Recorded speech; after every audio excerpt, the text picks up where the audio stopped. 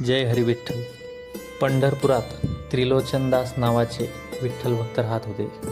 ते आपल्या पत्नीसह पंढरीत येणाऱ्या वारकऱ्यांची व साधुसंतांची सेवा करण्यात आपले आयुष्य कंठत होते. त्यांना मूलबाळ नव्हते, तरीही ते खूप समाधानी जीवन जगत होते.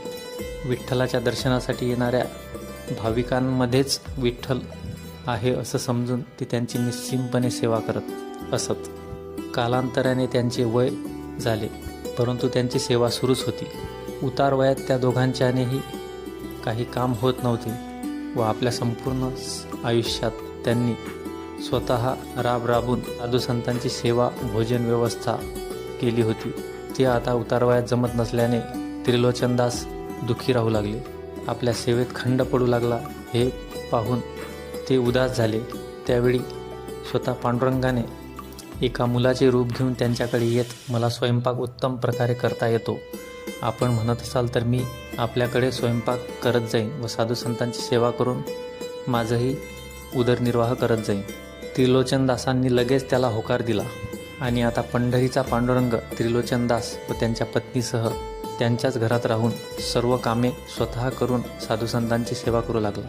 परंतु विठ्ठलाने अशी अट घातली होती की सर्व साधुसंतांची जेवणे आटोपल्यावर मी जेवण करेल व मी जास्त खात असतो, त्यामुळे माझ्या खाण्याविषयी तुम्ही कोणालाही काही सांगितले नाही पाहिजे, नाहीतर मी इथून निघून जाईल. दोघ्याही दाम्पत्यांनी त्याला होकार दिला.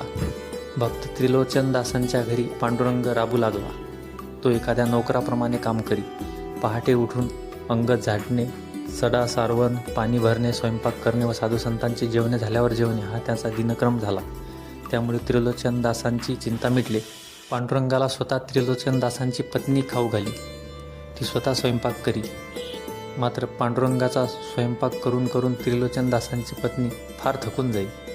एक दिवस याच गोष्टीची वाच्यता तिच्याकडून शेजारणीकडे झाली की आमचा विठू खूपच जेवण करतो, त्याच्या एकट्याच्या जेवणाने मी फार थकून जाते, असं म्हणताच इकडे विठ्ठल लुप्त झाला. हे पाहून त्रिलोचनदास व त्यांची पत्नी फारच दुःखी होऊन हळहळ व्यक्त करू लागले. महाद्वारी जाऊन त्यांनी पांडुरंगाकडे क्षमा मागितली.